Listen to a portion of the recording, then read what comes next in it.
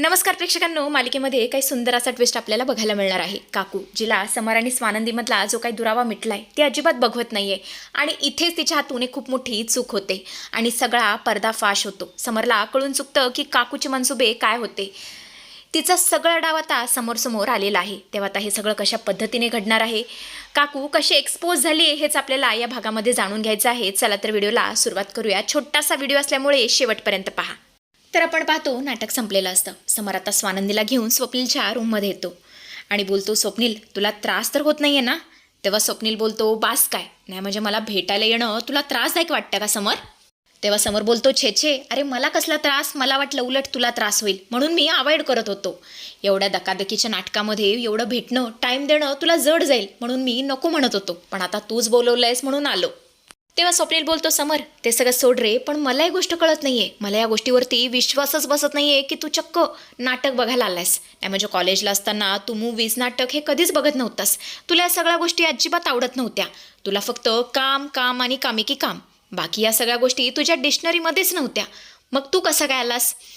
तेव्हा समोर बोलतो, कसं आहे ना, ही सगळी स्वानंदी मॅडमची कृपा आहे, त्यांना आवडतं म्हणून मी त्यांना इथे घेऊन आलो. तेव्हा स्वानंदी बोलते, कसे ना स्वप्नील सर, मी तुमची खूप मोठी फॅन आहे. लहानपणापासून मी माझ्या बाबांबरोबर तुमची नाटकं सतत बघायला यायचे आणि आज तुम्हाला भेटायला मिळालं, खरंच यापेक्षा मोठी पर्वणी असूच शकत नाही. तुम्हाला माहिती आहे का, एकेकाळी तुम्ही माझे आवडते हिरो होता. तेव्हा स्वप्नील बोलतो, काय म्हणजे आता नाही आहे का? तेव्हा स्वानंदी बोलते, हो आता समर माझे आवडते हिरो आहेत. तेव्हा स्वप्नील हसू लागतो आणि बोलतो, असायलाच हवं, कारण तुमचा समर माझाही फेवरेट हिरो आहे. कारण कसं आहे ना, तो राजवाडे होता पण या गोष्टीचा कधीही त्याने अभिमान किंवा मोठेपणा नाही दाखवला. तेव्हा राजवाडे बोलतात, स्वप्नील अरे तू सुद्धा मोठा स्टार आहेस, तू तरी कधी दाखवलास? तेव्हा स्वप्नील बोलतो, माझं सोड रे, मी एक साधा कलाकार आहे, पण तू इतका मोठा बिझनेसमॅन आहेस आणि या गोष्टीचा हेवा तू कधीच बाळगला नाहीस. कायम जेव्हा जेव्हा मला गरज पडली तेव्हा तू माझ्या मदतीला धावत आलास. तेव्हा राजवाडे बोलतात, स्वप्नील अरे माझं काय कौतुक करतोयस, कौतुक तर तुझं करायला हवं. अरे काय अप्रतिम नाटक बनवलंयस तू, खरंच मजाच आली. असं नाटक मी यापूर्वी कधीच बघितलं नव्हतं आणि मला असं वाटतंय सगळ्या लोकांनी या नाटकाचा आस्वाद घेतला पाहिजे. तेव्हा स्वप्नील बोलतो, कसं आहे ना, तू माझं नाटक बघायला आलास हेच माझं अहोभाग्य आहे आणि माझ्या नाटकाच्या प्रेमात तर तू आहेसच, पण त्याचबरोबर स्वानंदी मॅडमच्या सुद्धा प्रेमात चांगलाच बुडालेला तू दिसतोयस. तेव्हा समर बोलतो, झालं का नाही म्हणजे सगळीकडे हाच विषय, कोणीही एकही संधी सोडू नका मला चिडवण्याची, जिकडे जाईल तिकडे हाच विषय. तेव्हा स्वप्नील बोलतो, असणारच, द समर राजवाडे जो कधी कुठल्या मुलीकडे बघत सुद्धा नाही, तो चक्क एका मुलीच्या प्रेमात पडलाय, ही खूप मोठी गोष्ट आहे. अरे मला तर स्वप्नात देखील वाटलं नव्हतं की तू कधी लग्न पण करशील, पण खरंच स्वानंदी मॅडम तुम्हाला मानलं पाहिजे, तुम्ही खूप मोठा चमत्कार करून दाखवलाय. जी गोष्ट अशक्य होती ते तुम्ही शक्य करून दाखवली आहे, असेच तुम्ही खुश राहा. आणि अशा प्रकारे दोघी आता बाहेर येतात. स्वानंदी खूप खुश असते, ती समरचे आभार मानते आणि बोलते, खरंच आज तुम्ही मला जे काही सरप्राईज दिले ना ते मी कधीच विसरणार नाही, मला खूप आवडलंय. I love you so much Rajwade, असं म्हणतच ती समरला इम्प्रेस करते. समरसुद्धा खूप खुश झालेला असतो. तर आपण पाहतो या सगळ्याला रात्र झालेली असते. दोघेही घरी येतात. समर आता फ्रेश होण्यासाठी स्वतःच्या रूममध्ये निघून जातो. हॉलमध्ये एकटी स्वानंदी असते. तेवढ्यातच तिथे काकू येते. तिच्या चेहऱ्यावरचा राग द्वेष सगळं स्पष्ट दिसत असतं. मल्लिका बोलते, काय गं तुला काय वाटतं, तू नाटकाला जाशील, समरला इकडे घेऊन जाशील तिकडे घेऊन जाशील आणि त्याला आमच्यापासून दूर करशील, आमच्यापासून त्याला भडकवशील असं तुला वाटतंय का? पण तुझे हे मनसुबे मी कधीच पूर्ण होऊ देणार नाही, इतकं लक्षात ठेव स्वानंदी. पण स्वानंदी अजिबात न घाबरता मल्लिकाच्या डोळ्यात डोळे घालून पाहते आणि अत्यंत शांत पण धारदार आवाजात बोलते, हे बघा काकू, आमच्यामध्ये तुम्ही लुडबुड करू नका आणि तुम्ही काय पातळीचे आहात ना ते मला चांगलंच माहिती आहे. तुम्हीच आजींना किडनॅप केलं होतं, हे सत्य माझ्यापासून लपून राहिलेलं नाही आहे. पण कसं आहे ना, आज माझ्याकडे पुरावा नाही आहे, पण एक दिवस ते पुरावे माझ्याकडे नक्कीच येतील आणि या राजवाड्यांचे डोळे नक्कीच उघडतील. त्यामुळे मला असं वाटतंय, मला टोमणा देण्यापेक्षा तुम्ही तुमची उलटी गिनती लवकरात लवकर सुरू करा. स्वानंदीच्या बोलण्यावर मल्लिकाला वाटतं की स्वानंदी काहीच करू शकणार नाही. ती अति आत्मविश्वासाने आणि मगरूरपणे क्रूरपणे हसू लागते. मल्लिका बोलते, हो मीच केलं होतं, आईंचं किडनॅपिंग मीच केलं होतं, मी तुला कबूल करते. बोल काय करणार आहेस तू, बोल ना काय करणार आहेस. पण कसं आहे ना स्वानंदी, आयुष्यात या अख्ख्या आयुष्यात तू समोर हे कधीच सिद्ध करू शकणार नाहीस, कारण समरचा माझ्यावरती पुरेपूर भरवसा आहे.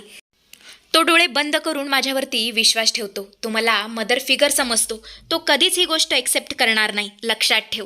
It's my challenge. पण स्वानंदीच्या चेहऱ्यावर एक विजयी हास्य उमटतं. ती अतिशय कॉन्फिडन्समध्ये मल्लिकाकडे बघते. मल्लिका बोलते, काय झालं, अशी का बघतीयस? आता दिवसा ढवळ्या तू स्वप्न बघतेस का मला हरवण्याचं? पण कसं आहे ना, या जन्मात तरी हे शक्य नाहीये. यासाठी तुला दुसरा जन्म घ्यावा लागेल. त्यामुळे गपचूप स्वतःच्या रूममध्ये जा आणि मला एकटीला सोड. माझ्याशी उगाच हुज्जत घालू नकोस आणि माझ्या वाटेला तर अजिबात जायचं नाही.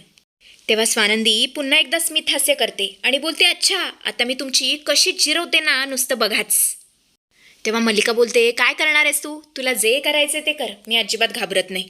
तेव्हा स्वानंदी जोरजोरात मोठ्याने आवाज देऊ लागते, राजवाडे आजी खाली या लवकर, पटकन खाली या. मल्लिका बोलते, आता त्यांना का बोलवतेस? आता काय नवीन तमाशा करणार आहेस? कसं आहे ना, तुला जेवढा तमाशा करायचा आहे तेवढा कर, याचा काहीच उपयोग होणार नाहीये. याची सिंपती मलाच मिळणार आहे. मागच्या वेळी तुझ्या लाडक्या राजवाड्यांनी काय केलं होतं माहितीये का? तुझ्या लाडक्या राजवाड्यांनी तुलाच माझी माफी मागायला लावली होती. आता बघ काय करतील.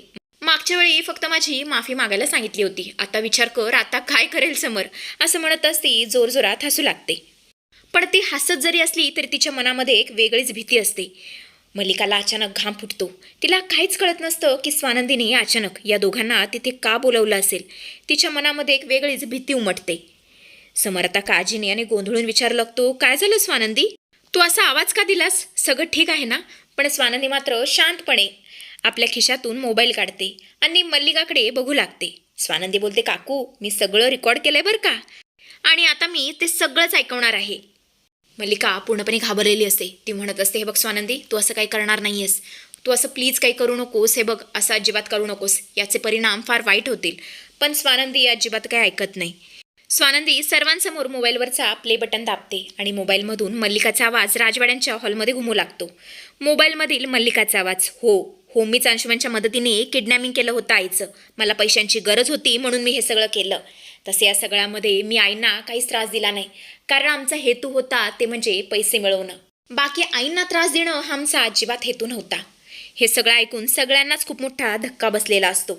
आजींना तर इतका मोठा धक्का बसतो की बासच. त्या जागीच ती जगतात. समरच्या पायाखालची जणू काय जमीनच सरकते. त्याचे डोळे रागाने लाल होतात. तो मल्लिकाकडे अविश्वासाने आणि संतापाने पाहतो.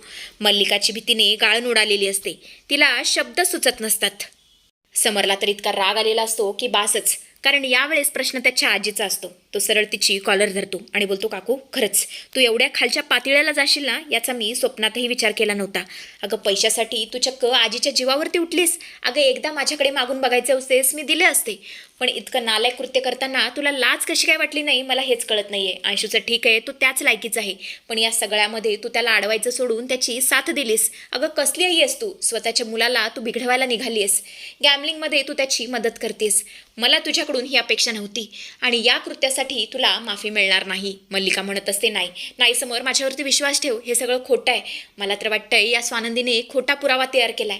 आता तर तुला माहीतच आहे ना, जग किती ॲडव्हान्स झालंय. खोटे असे याचा वापर करून पुरावे निर्माण करता येतात. प्लीज माझ्यावरती विश्वास ठेव. तेव्हा समोर बोलतो, हे बघ काकू, तू मला शिकू नकोस मी काय करायचं आणि काय नाही ते. अगं मी एक केवढी मोठी कंपनी चालवतो. काय खरं आहे आणि कोणतं एडिटेड आहे ना, हे मला चांगलंच कळतं. तू मला शिकवायची काहीच गरज नाही आहे. त्यामुळे मला शिकवण्याचा तर अजिबात प्रयत्न करू नकोस की हे खरं आहे का खोटं आहे. मी तुला सांगू शकतो, हा जो रेकॉर्डिंगमध्ये जो आवाज येतोय ना, तो अगदी ओरिजिनल आहे. तुझाच आहे हा आवाज. त्यामुळे मला मॅन्युप्लेट करण्याचा प्रयत्न करू नकोस. आता तुझा डाव पूर्णपणे संपलेला आहे. त्यामुळे आता तुला सुटका नाही. आता मी पोलिसांना बोलवणार आणि तू आणि अंशुमननी आता सरळ पोलिसातच जायचं. आणि अशा प्रकारे त्यांनी चांगलंच मल्लिकाला खडसवलेलं असतं. तर स्वानंदीचा हा डाव तुम्हाला कसा वाटला नक्कीच सांगा. अशा पद्धतीचा ट्विस्ट आपल्याला बघायला मिळणार आहे.